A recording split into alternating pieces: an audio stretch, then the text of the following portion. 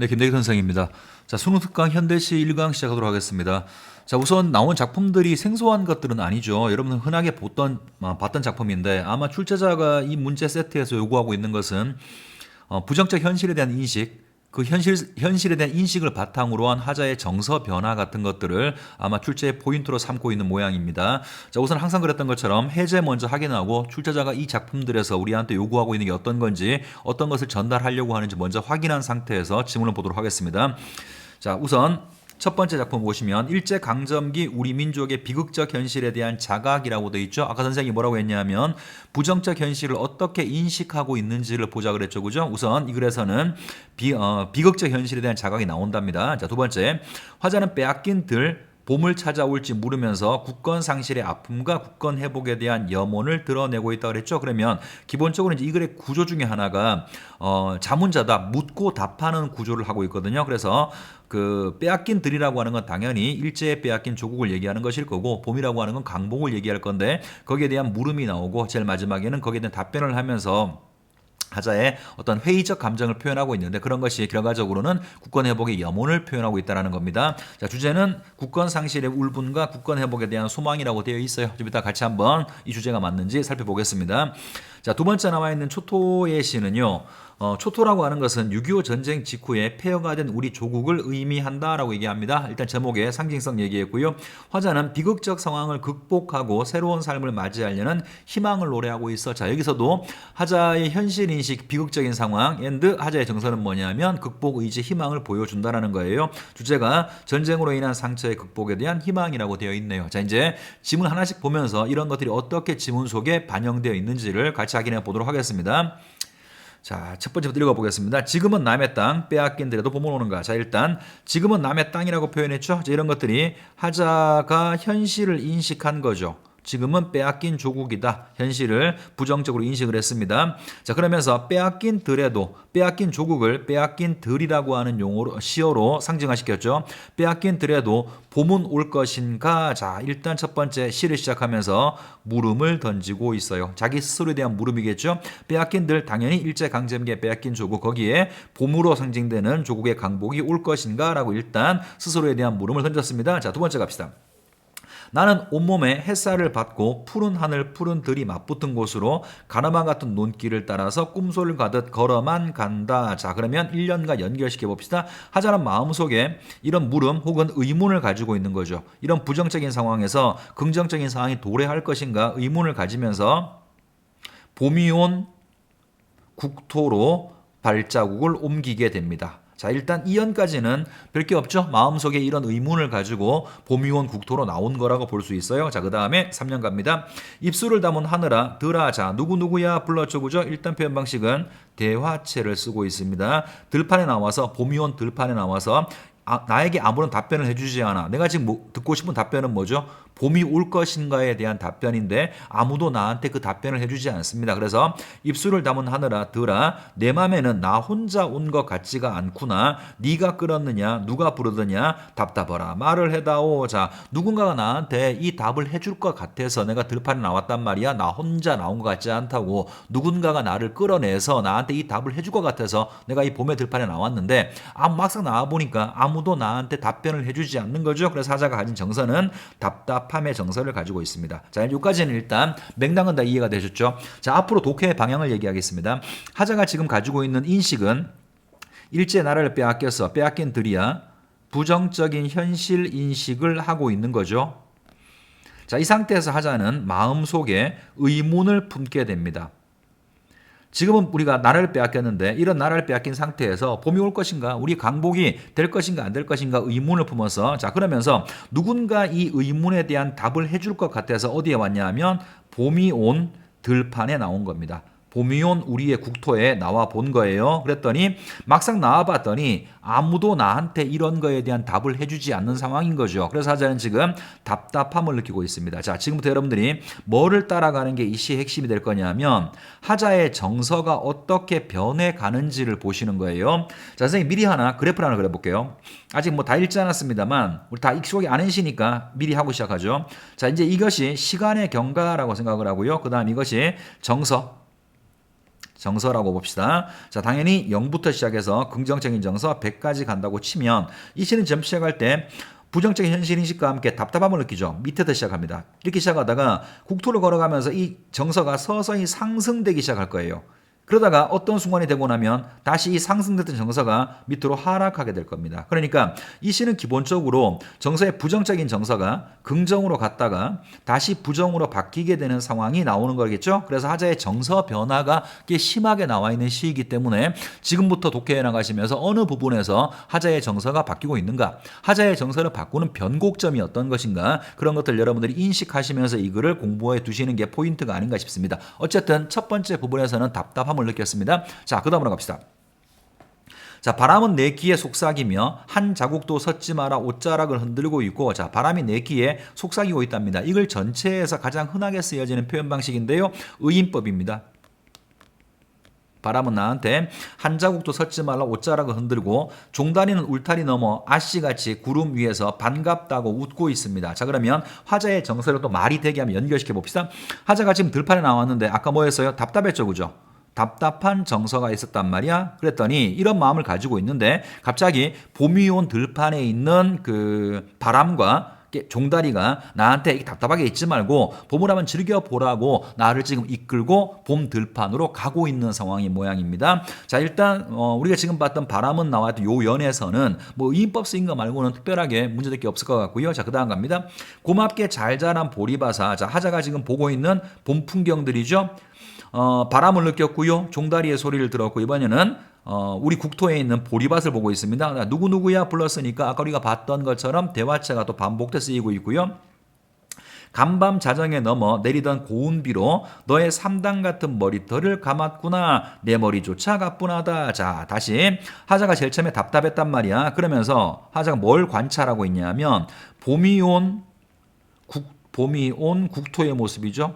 자, 이 국토의 모습을 봤더니 생동감이라고 할까요? 자, 봄이 왔으니까 생동감이 흘러 넘친단 말이야. 자, 이걸 보고 하자가 지금 느끼는 정서가 답답하면서 뭘로 바뀌었냐면 상쾌함으로 바뀌죠. 물론 상쾌하다는 말 쓰지 않고 가뿐하다는 말 썼습니다만 아마도 우리가 일상생활 쓰는 말로 더 이해하기 쉽고 친다 그러면 하자가 뭔지 모르게 상쾌한 감정으로 서서히 마이너스의 감정이 플러스의 감정으로 봄이 온 들판을 관찰하면서 서서히 변해가고 있는 것처럼 보입니다. 자, 그 다음에 하나 더 가보죠. 혼자라도 가쁘게 나가자. 자, 아까 3년에서 누가 나를 부른 거와 같다 그랬잖아. 근데 누가 불렀는지 못 찾았단 말이야. 그러니까 그거 찾지 말고 일단 혼자라도 바쁘게 다니면서 이 봄이 온 국토를 즐겨보자라고 생각하는 것 같아요. 자, 혼자라도 가쁘게 나가자. 마른 논을 안고 도는 착한 도랑이 젖먹이 달래는 노래를 하고 제 혼자 어깨춤을 추고 가네. 자, 이번에는 도랑을 봤는데요. 뭔가 모성적인 이미지, 젖먹이를 달랜다고 했으니까 마치 엄마처럼 모성적 이미지를 부여하고 있고 얘도 어깨춤을 추고 간답니다. 계속 같은 이야기죠. 봄이 온 들판에 있는 여러 풍경들을 화자가 지금 보고 있는 겁니다. 자, 그 다음 갑시다. 나비제비야 깝치지 마라. 자, 깝친다라는 말이 여러분 가끔 이제 오해하는 사람들이 있는데요. 우리가 친구한테 깝치지 마 이렇게 얘기하는 건 까불지 마 부정적으로 말하고 있는 거죠. 근데 여기서는 그런 뜻이 아니고요. 깝친다라고 하는 게 물론 까불다 뭐 이런 말이니까 우리가 부정으로 이해할 수도 있습니다만 문맥을 보시면 그게 아니라 생동감 넘치는 까부는 모습이 생동감 넘치는 것을 표현하고 있는 거예요. 그래서 나비 제비야 봄이 왔다고 너무 까불지 마 이렇게 말하는 게 부정을 말하는 게 아니라 뭔가 생동감을 함께 즐기면서 거기에 동의하는 표현이라고 볼 수 있겠죠. 그래서 부정적인 표현이 아닙니다. 자, 나비 제비야 너무 까불지 마라. 맨드라미 들막꽃에서 인사를 해야지. 아주까리 기름 바른 이가 지신 매든 그 들이라 다 보고 싶어. 자, 하자가 답답한 마음이었지만 봄이 온 들판을 보고 나니까 이 들판에 봄이 온 모든 것들을 내가 다 보고 싶다라고 하는 소망을 말하고 있죠. 그죠? 자, 소망이고 동시에 이런 국토, 우리 국토에 대한 애정을 드러낸다라고 볼 수 있습니다. 자, 아까 선생님 표현 방식을 이런 거 얘기했어요. 대화체 얘기했고요. 그 다음에 의인법 얘기했습니다. 자, 그 다음 또 하나 얘기할 게 아주까리 기름 이런 거 보통 도시적인 이미지는 아니죠, 그죠? 그 다음에 뭐 지심을 매다 김 매는 거, 밭에서 김 매는 거 이런 단어들을 보면 물론 이것만 나오는 게 아니라 봄 들판에서 봤던 모든 것들이 다 도시적인 이미지는 아니에요. 그래서 이런 시어들을 사용했기 때문에 이 글에서는 토속성, 시골스러운 느낌이 잘 드러난다라고 하는 것도 특징 가운데 하나라고 볼 수가 있습니다. 자, 그 다음 갑시다. 내 손에 호미를 지어 닿오 살찐 젖가슴과 같은 부드러운 이 흙을 발목이 시리도록 밟아도 보고 싶고 땀조차 흘리고 싶다. 자, 계속 하자는 소망을 지금 말하고 있는데 이 소망을 아까 전년에서 봤던 것처럼 이런 국토에 대한 애정 이렇게 얘기할 수도 있고요. 이런 국토를 내가 직접 호미를 들고 다 개발해 보고 싶어. 어떤 국토 특별한 말이 생각나지 않네요. 국토 어떤 개발에 대한 소망이라고 할까요? 결과적으로 지금은 빼앗긴 들판이지만 그래도 여전히 이런 조국에 대한 애정을 가지고 있음을 이렇게 표현하고 있는 것 같습니다. 자, 이제 그 다음 보세요. 강가에 나온 아이와 같이 짬도 모르고 끝도 모르고 닿는 내 호나, 자, 자기 스스로를 불렀습니다. 내 호나, 무엇을 찾느냐, 어디로 가느냐, 우수읍다 답을 하려무나. 자, 아까 답을 하라고 얘기했는데 답을 하지 않았죠, 그죠? 답답함이었지. 다시 뭔가 정서가 마이너스 정서로 훅 떨어집니다. 자, 이제 위에까지는 계속해서 플러스 정서였어요. 이것이 다시 마이너스 정서로 바뀌게 되는데, 자, 마지막에 읽었던 여는 조금 설명이 필요합니다. 다시 볼게요. 하자가 지금 마음속에 분명히 빼앗긴 조국에 대한 부정적인 현실인식이 있단 말이야. 이게 봄이 올 것인가 말 것인가. 거기에 대한 답변을 듣기 위해서, 그 답을 찾기 위해서 들판에 나왔는데, 막상 들판에 나온 다음부터는 그 현실을 싹 잊어버리고 즐겁게 들판만 바라보고 있었어. 그러니까 자기 스스로 이런 생각이 드는 거죠. 어이 등신, 내일이 시험인데 오늘 이거 좋다고 보고 앉아 있어. 이런 거 있잖아, 그제? 그러니까 부정적인 현실을 잠깐 까먹고 국토만 즐기고 있던 자신의 모습. 다시 말하면 이렇게 정리할 수 있겠죠. 현실을 잠깐 동안 현실을 망각하고 있었던 겁니다. 현실을 망각하고 국토의 아름다운 봄이 온 모습만 즐기고 있던 자신의 모습을 강가에 나온 아이와 같다고 표현한 거예요. 이거는 화자 자신을 얘기하는 것이고요. 자기 자신의 어리석음을 자탄하고 있는 겁니다. 자, 아이와 같이 짬도 모르고 끝도 없어. 그러니까 분위기도 모르고 까불던 내 호나 무엇을 찾느냐 어디로 가느냐 우스없다. 자기 스스로를 자조하고 있죠. 이런 부정적인 현실도 모르고 이렇게 봄 경치만 즐거워하고 있는 자기 자신에 대해서 스스로 비웃고 있는 겁니다. 자, 그러면서 다시 답을 하려무나라고 답답함을 다시 이야기합니다. 자, 그 다음으로 가죠. 나는 온몸에 풋내를 띠고 푸른 웃음, 푸른 서름이 어우러진 사이로 다리를 절며 하루를 걷는다. 자, 이제 여기 부분이 좀 상징성이 있어서 볼 필요가 있는데요. 일단 푸른 웃음, 푸른 서름이죠. 자, 색채어를 사용을 하고 있습니다. 이거 하나가 있고요. 색채 대비라고 볼 수는 없죠, 그죠? 동일한 색깔이니까 색채 대비는 아니고요. 색채어를 사용을 하고 있는 것이고, 자, 그 다음에 푸른 웃음이라고 하는 것은 웃음, 긍정적인 시입니다. 자, 그 다음에 푸른 서름이라고 하는 건 서러운 부정이죠. 그러니까 긍정과 부정의 대비도 하나 사용이 됐어요. 색채를 사용을 했고 대비를 사용을 했습니다. 자, 그 다음에 웃음이라고 하는 게 풀을 수는 없는 거죠. 웃음은 당연히 누가 보더라도 아니지. 자, 이걸로 얘기합시다. 서러움. 자, 서러움이라고 하는 건 이해가 쉽겠네. 서러움이라고 하는 건 추상적인 개념이죠. 그죠? 우리가 뭔가 인식할 수 있지만 오감으로 인식할 수는 없단 말이야. 이것을 푸르다라고 하는 시각으로 인식할 게 바꾼 거니까 이거는 추상적 이미지를 구체화한 거죠. 다시 정리합시다. 우리가 오감으로 인식할 수 없는 대상이 추상적인 것이에요. 얘를 오감으로 인식할 수 있는 대상, 이건 구체적인 겁니다. 그래서 이런 표현 방식을 뭐라고 부르냐면 추상적 이미지의 구체화라고 하죠. 뭐 수능까지는 모르겠습니다만 내신 시험에서는 흔하게 나오는 방식입니다. 줄쳐놓고 여기에 사용된 표현 방식과 같은 걸 골라라고 다른 시를 줄 텐데 어려울 거 없어요. 금방 얘기했잖아. 오감으로 인식할 수 없는 대상을 오감으로 인식할 수 있게 표현한 게 추상적 이미지의 구체화입니다. 자, 우선 표현 방식은 바꾸요. 자, 얘가 무엇을 이야기하려고 하는지를 봅시다. 자, 푸른 웃음이라고 하는 것은 봄이 온 국토를 즐겼죠. 하자가 느꼈던 긍정적인 마음입니다. 자, 반면에 푸른 서름이라고 하는 것은 봄이 왔지만 우리는 국토를 빼앗긴 상태야. 마이너스죠, 그죠? 그러니까 웃음과 서름은 이렇게 얘기할 수 있을 것 같아요. 이렇게 아름다운 국토 우리가 다시 찾아야 돼. 봄이 올 거야. 희망도 있고 아니면 동시에 이거는 현실인식이죠. 이 말을 다르게 표현해 볼게요. 이거는 하자의 소망, 하자의 어떤 이상이죠. 그죠? 이렇게 되면 좋겠어. 이거는 하자의 현실이죠. 그러면 이 현실과 이상이 일치하지 않아요. 일치하지 않죠. 우리가 이걸 뭐라고 표현하더라? 이상과 현실의 괴리라는 말을 쓰죠. 하자가 이상과 현실의 괴리를 표현하고 있는 거예요. 이것을 푸른 웃음, 푸른 서름이 어우러진 사이로 다리를 절며 걷는다라고 했죠. 균형을 이루고 있지 않으니까. 이상과 현실의 괴리를 다리를 전다라고 표현한 거예요. 자, 꽤 중요하게 다루어지는 상징성이니까 좀 기억을 해둡시다. 다리를 절며 걷는다라고 하는 거, 물론 이거는 이 시에서만 쓰이는 게 아니고요. 다른 시에서도 흔하게 나오는 표현이긴 한데, 다리를 절며 걷는 것은 균형을 이루지 못하는 것이니까 이 시에서는 이상과 현실의 괴리를 이야기하는 겁니다. 자, 그 다음에 아마도 봄신령이 찝혔나 보다라고 하고, 자, 마지막 그러나 지금은 들을 빼앗겨 봄조차 빼앗기겠네. 자, 이게 답이죠.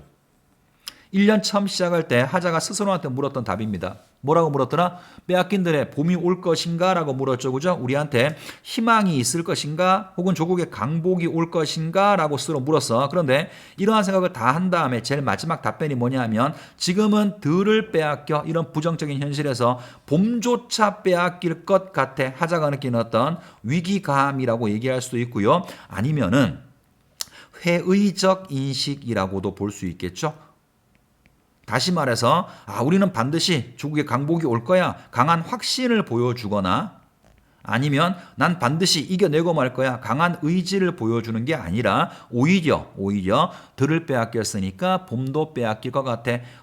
위기의식 혹은 회의감을 느끼고 있습니다. 물론 이 속에는 뭐가 숨어 있냐면 그러니까 이런 상황이 오지 않고 조국의 강복이 오면 좋겠어 소망이 드러났다라고 말하는 건 문제가 없습니다만 강한 확신과 의지가 드러났다라고 말하는 건 옳지 않아 보여요. 그래서 국권 상실의 현실을 인식을 하고 국권 회복의 소망을 얘기하는 게 이걸 전체의 내용이고요. 보시다시피 상징성이 있는 시어들도 몇 가지가 있고 표현 방식에 관한 문제를 출제하기도 좋은 시고요. 더더욱 중요한 부분은 화자의 정서 변화를 여러분들이 명확히 인식하시는 겁니다. 화자의 정서 변화가 이 시의 포인트가 될 겁니다. 자, 그 다음 두 번째 시로 가죠. 초토의 시고요. 제가는 6.25 전쟁과 관련성이 있습니다. 6.25 전쟁 직후에 쓰여진 시라고 알려져 있어요. 자, 봅시다. 판잣집 유리딱지에 아이들의 얼굴이 불타는 해바라기 마냥 걸려 있어. 자, 일단 대비적인 상황이 나와 있습니다. 판잣집 유리딱지라고 하는 건 전쟁 때문에 폭격 맞아 그렇겠죠. 그러니까 이거는 전쟁의 폐허라고 하는 비극적인 상황을 보여주고 있습니다. 자, 그런 상황임에도 불구하고 순진한 아이들의 얼굴에는 불타는 해바라기 마냥 그 창에 비치고 있답니다. 그러면 이 아이들의 얼굴이 보여주는 것은 이런 전쟁의 폐허와 대비되어서 생동감 혹은 이런 그 책임과는 무관한 순진함, 자, 이런 것들이 보이죠. 이 전쟁과 아무 관계가 없고 이 전쟁에 아무런 책임이 없는 이런 아이들이 전쟁의 폐허 때문에 그 깨진 유리창에 자신의 얼굴을 해바라기처럼 들이미는 모습을 하자가 지금 보고 있는 겁니다. 자, 그 다음 요건 일단 하자가 관찰한 거죠. 그 다음 갑니다. 내리 쪼이던 햇발이 눈부시어 돌아선다. 자, 햇살이 눈부시어 돌아서고요. 나도 돌아선다. 그러면 이 햇살은 하자와 동일시 되는 거죠. 자, 금방 얘기했습니다. 저 순진한 아이들이 아무런 책임감, 이 사태에 대해서 아무런 책임도 없는 아이들이 이런 폐허 속에 살아가는 저런 모습을 보고 있으니까 하자가 느끼는 어떤 슬픔 혹은 안타까움을 햇살이 돌아가는 것처럼 표현하고 있고요. 나도 똑같이 돌아서고 있고 울상이 된 그림자 나의 뒤를 따른다. 자, 울상이 되었다라고 표현하고 있죠. 하자가 느낀 슬픔, 이게 하자의 기본적인 정서인데 내가 슬프다고 표현하지 않고 울상이 된 그림자라고 객관화시켰죠. 이것도 화자를 얘기하는 겁니다. 나는 그림자가 나의 뒤를 따른다. 자, 그러면 여기 하자가 관찰한 대상 한번 보시고요. 여기서 첫 장면에서 하자가 느끼고 있는 정서가 뭐죠? 슬픔이죠. 울상이라고 표현했으니까. 자, 그 다음 넘어갑니다. 어느 접어든 골목에 걸음을 멈춘다. 잿더미 소복히 울타리. 자, 아까 그 판잣집 유리창과 똑같이 잿더미에 소복한 울타리는 전쟁의 폐허라고 볼 수 있겠죠. 아까랑 똑같이 비극적인 현실 인식이 나온 폐허죠. 자, 그 다음에 개나리가 망울졌어. 자, 이런 전쟁의 폐허 속에도 다시 꽃은 피어난단 말이야. 시에서 흔하게 얘기하는 거 어떤 희망 같은 거 아닐까요? 자, 그 다음 또 가봅시다. 저기 언덕을 내려 달리는 소녀의 미소엔, 아까는 아이들의 얼굴이었죠. 이번에는 달려오는 소녀의 미소입니다. 아까 봤던 아이들하고 똑같이 말할 수 있어요. 순진한 존재인 거죠. 그 다음에 이 전쟁에 아무런 책임이 없는 그런 존재들입니다. 그러면서 생명력 넘치는 모습을 보여주고 있어요. 생동감을 보여주는 존재입니다. 자, 소녀의 미소에는 앞니가 빠져 죄 하나도 없어. 자, 다시 했던 말 정리해 볼게요. 앞니가 뻗어 있어.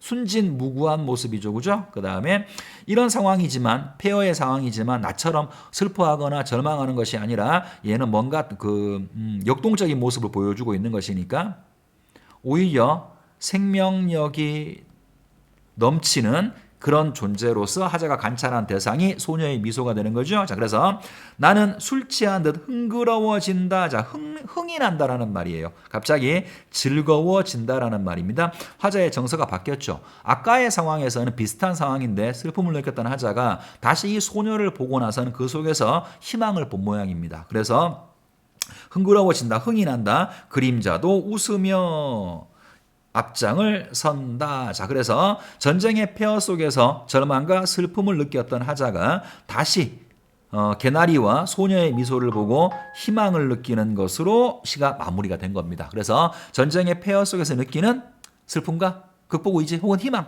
이것도 물론 극복 의지가 직접 나온 건 아니니까 극복 의지라는 말을 쓰기는 좀 무리해 보이고요. 그 속에서 느끼는 희망 정도로 하면 좋을 것 같습니다. 자, 일단 시는 다 살펴봤고요. 자, 문제를 조금 빠르게 살펴보겠습니다. 자, 기역 미음에 대한 이해다 옳지 않은 걸 물었습니다. 1번 기역은 하자가 느끼는 답답함을 드러내기 위해 하늘과 들을 향한 의문문을 연달아 제시해서 하늘아 들아 의문문 맞죠? 그죠? 그 다음에 연달아 말한 거 맞습니다. 답답하라 말을 해라 답답함을 드러내기 위한 것. 1번 다 문제 없죠. 자, 2번 니은은 보리밭의 청신한 모습, 자, 맑고 깨끗한 모습을 시각화하기 위해 의인법을 구사한 것이다. 표현 방식 물었네요. 너는 3단 같은 머리를 감았구나. 보리밭을 너라고 사람처럼 불렀으니까 의인법이고요. 뭐 머리를 감는 것도 사람 말고는 머리 감는 동물은 없죠. 그래서 일단 의인법 맞습니다. 자, 3번. 디귿은 도랑을 모성적인 존재로 아이를 키우고 있으니까 형상화하기 위해 청각적 이미지를 활용했어. 자, 이번에는 이미지를 물어봤는데요. 그 젖먹이 달래는 노래를 한다고 했으니까 당연히 청각적이죠. 그 다음 리을을 보겠습니다. 리을은 불타는 해바라기 마냥 걸려있어. 해바라기 마냥 뭐뭐처럼 직유법 썼죠. 아이들의 얼굴을 불타는 해바라기에 직접 비유해서 원관념과 보조관념을 직접 연결하고 있습니다. 그래서 4번 직유법을 사용해서 이거 아닌가요? 다시 봅시다.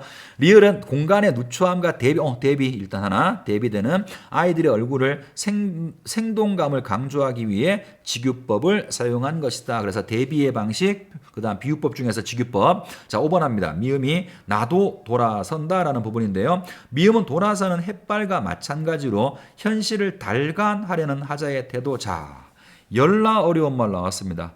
선생님 입장에서 설명하는 것도 참 어려운데요. 자, 달관이라는 말 자체는 잘 들어보세요. 이게 되게 어렵습니다. 달관이라고 하는 것은 세상의 모든 것을 깨달은 거와 같은 태도예요. 자, 말 자체는 어렵진 않아요. 근데 어떤 시 속에서, 문학작품 속에서 화자가 세상의 모든 일을 깨달았다? 그렇지 않다? 뭘 보고 판단하는 거야? 자, 여러 가지가 있습니다. 그런데 일단 선생님이 요 지금 상황에서 강조하고 싶은 건 뭐냐면, 자, 달관이라고 하는 것은 글 속에 어떤 상황이 주어지겠죠.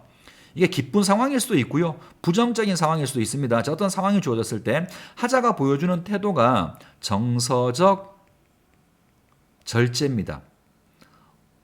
난 이 세상의 모든 걸 깨달았어. 굳이 즐거운 일에 너무 광분할 필요도 없고 슬픈 일에 너무 절망할 필요도 없는 거죠. 그러니까 달관적 태도일 경우에는 하자의 정서가 굉장히 잔잔하게 드러나요. 근데 우리가 봤던 시에서 가에서는 아주 급격하게 정서가 변화했었고요. 나다 마찬가지로 슬프다, 그 다음에 뭐 웃는다, 직접 정서가 드러나 있죠. 고로 달관적 태도라고 보기는 어렵고요. 하자의 정서적 반응이 직접 드러나 있습니다. 나중에 또 다시 달관이라는 말이 한 번 더 나오면 그때는 좀 더 자세히 설명할게요. 자, 그 다음에 2번 합시다. A와 B에 대한 설명 적절한 거 바로 갈게요. 자, A는 현실을 모르고 봄 경치를 즐거워했던 자기 스스로를 이렇게 어리석은 존재라고 아이라고 부른 것이고요. 그 다음에 이 소녀는 하자의 정서가 변화하는 계기가 되는 거죠. 순진하고 생명력 넘치는 존재입니다. 자, 바로 갈게요. 2번. A는 철없는 행동에 빠져있는 화자 자신의 모습을 얘기하고 있는 것이고 어리석은 존재. 자, B는 순진무구한 모습을 한 관찰 대상을 가리킨다. 화자의 정서가 변화하게 된 계기가 얘기가 된 거죠. 그죠? 답은 2번이 정답이고요. 뭐 나머지는 선생님이 봐줄 만한 게 별로 없어 보이는데 1번 같은 경우에 A는 정적인 상태를 유지하는 존재. 뭔 소리예요? 하루 종일 지금 봄 그 들판을 돌아다녔으니까 정적이라는 건 말도 안 되고요. 그 다음 B는 역동적 움직임. 맞는 얘기죠? 자, 3번은 A는 하자가 자조의 대상으로 삼는 자기 자신. 이건 무조건 맞는 말입니다. 그 다음에 B는 하자가 동경하는, 자, 하자가 동경하는 게 아니죠. 관찰한 겁니다. 4번 A와 B는 모두 하자의 감정이입은 주관적 정서가 있어야 되는데 둘 다 그렇지가 않습니다. 자, 5번 A와 B는 모두 비극적인 결과에 대한 책임으로부터 자유로운 존재. B는 그럴 수 있죠. B는 그럴 수 있습니다. A는 물론 뭐 나라를 빼앗긴 게 내 탓이라고 직접 나오지는 않습니다만 나라 빼앗긴 백성이니까 나는 이러한 현실에 대해서 일정 부분 책임이 있다고 볼 수 있겠습니다만 B는 전혀 아무런 죄도 없다라고 직접 나와 있으니까 B는 5번에서 무조건 틀린 포인트가 되겠죠. 답은 2번이 정답입니다. 자, 마지막 문제.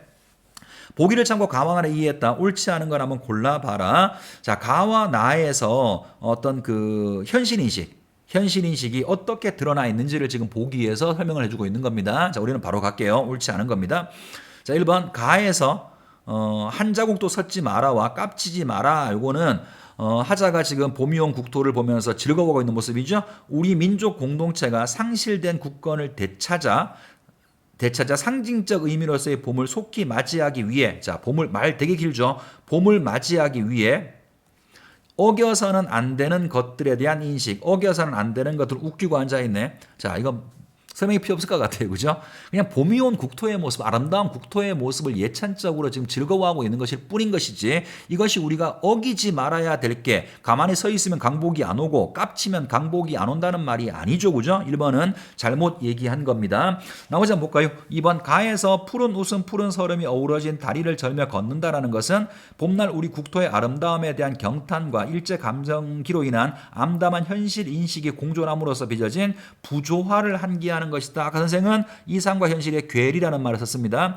3번 가의 1년에 던진 질문에 대한 대답에 해당하는 마지막 년의 내용에는 들을 빼앗긴 국권 상실로 인해 상징적 의미로서의 봄조차 빼앗기겠다는 위기의식 혹은 회의감이 드러나 있는 것이고요. 4번 나에서 울상이 된 채 뒤를 따른다고 했던 그림자가 웃으며 앞장을 선다라고 한 것은 우리 국토가 초토나 다름없이 된 상황에서 암담한 현실을 극복할 수 있다는 희망을 의미하는 거다. 자, 그다음 5번 나의 잿더미가 소복한 울타리는 6.25 전쟁의 포화로 불타버린 우리 국토의 모습에 해당하지만 현실인식 거기서 피어나려고 망울진 개나리를 언급한 것은 극복의 의지와 관련된 생명력에 주목한 것으로 볼 수 있어. 자, 그렇죠. 폐허가 된 곳에 피어난 꽃이니까 다시 일어나고 있는 생명력, 희망, 뭐 혹은 극복 의지를 함축하고 있는 거 이런 것들로 볼 수가 있을 것 같아요. 자, 답은 그래서 마지막 문제의 답은 1번이 정답입니다. 정말 이렇게 해서 시 하나를 봤는데 다시 선생님이 제일 첫 번째 얘기했던 포인트를 한 번 더 강조하죠. 현실인식 앤드 화자의 정서 변화를 보는 게 이 두 시 세트에서는 포인트가 되지 않을까 싶습니다. 오늘 설명은 여기까지 하겠습니다. 수고했습니다.